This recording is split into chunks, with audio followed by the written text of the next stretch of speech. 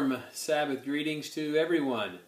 I hope your week has been productive. I hope it's been a good one. It's been a beautiful week here in the low 70s here today, and so it was great to get out there. I was able to get a little sunshine today, which is nice. It's busy. I know I'm not the only one that's busy this time of year. I know everybody's gearing up for the fall holy days.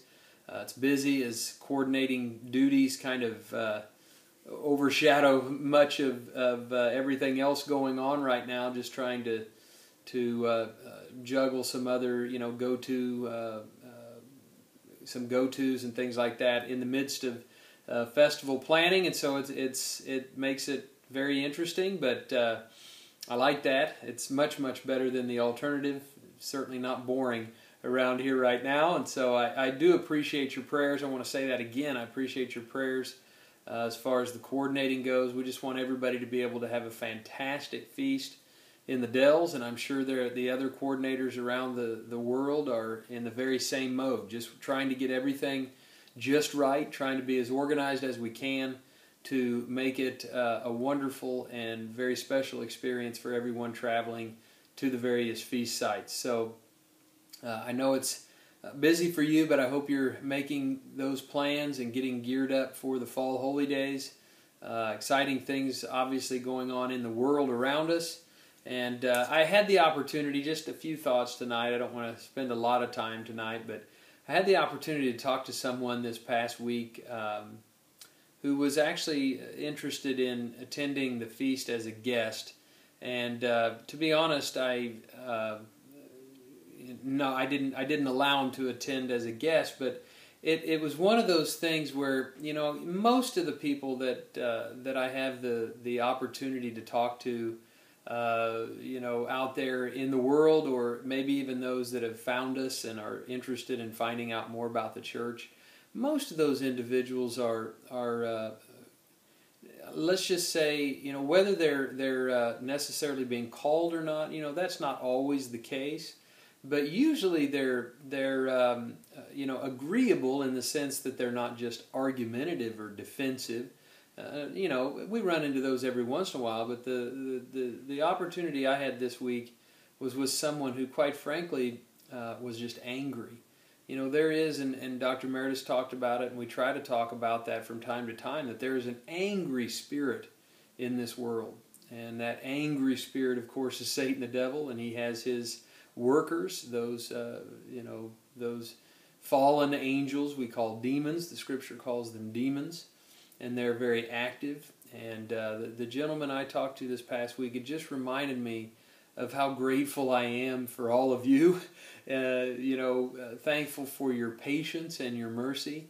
The individual I talked to, again, he was just angry, and I felt for him. There was nothing that I could really do for him. We had a difference in agreement.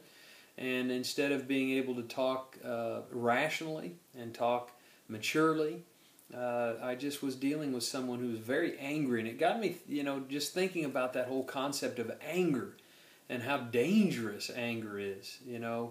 Cain and Abel, that situation, the first opportunity that we see in the Scripture where anger actually took over and led to murder. And, it is a very dangerous thing. But it's very common in the world for people to just kind of let their anger kind of take them away in that sense. But we see a lot in the Scripture, obviously, about anger. I couldn't go through the dozens and dozens.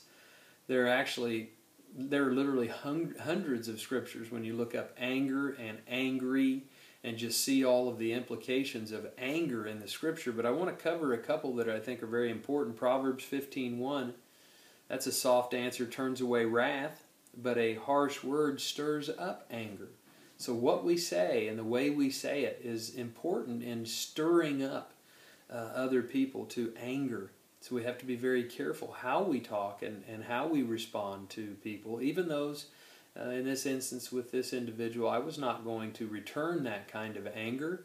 I just, tried to calmly explain that we weren't on the same page doctrinally and that it wouldn't be a good idea for us to have fellowship in that way. And it worked out just fine, but we have to make sure that we're very careful with how we respond in that way. Proverbs 16:32 says, "He who is slow to anger is better than the mighty." slow to anger. It has to do with controlling our emotions, controlling those very powerful emotions. You know, God, there's a lot in the Scripture about God getting angry. Of course, He has every right to be angry when people trample all over His law and trample all over His ways. But the Scripture also says that one of His very attributes, in Psalm 103 and verse 8, the Eternal is merciful and gracious, slow to anger, and abounding in mercy.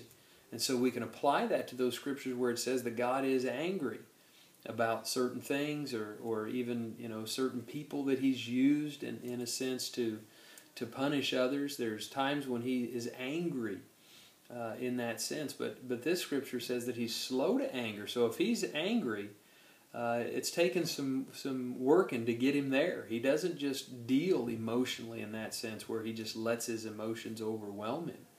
And that's something that we have to do as God's people, is look at that attribute, that character trait, and try to emulate that.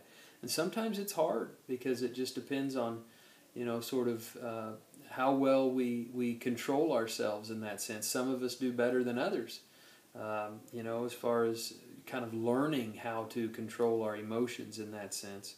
Proverbs 19 and verse 11 says, the discretion, and here's a key, the discretion of a man makes him slow to anger, and his glory is to overlook a transgression. Aha! A couple of keys here. The discretion of a man, that's the ability or the power to decide responsibly, to be circumspect and thoughtful, to think the thing through before we just allow ourselves to get angry, even if someone has hurt us or hurt someone that we love. It is a glory. It's His glory. The one that has discretion is slow to anger, and it's the glory of that person to overlook a transgression.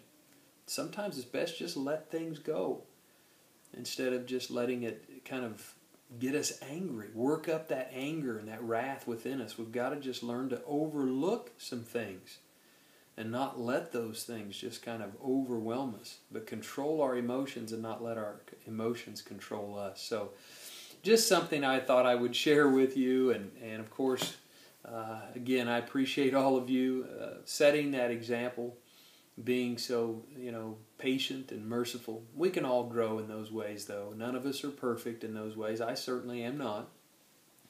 It's something I have to think about as well. But I hope you have a wonderful Sabbath wherever you are planning on keeping it. We'll be in Milwaukee for services this Sabbath, and look forward to that opportunity very much. And looking forward to seeing many, many more of you just next week. Next week, Thursday, we'll be meeting in Janesville for the Feast of Trumpets. What a wonderful opportunity. So I hope you all have a tremendous Sabbath. I love you all. Take care, and we'll talk to you again real soon.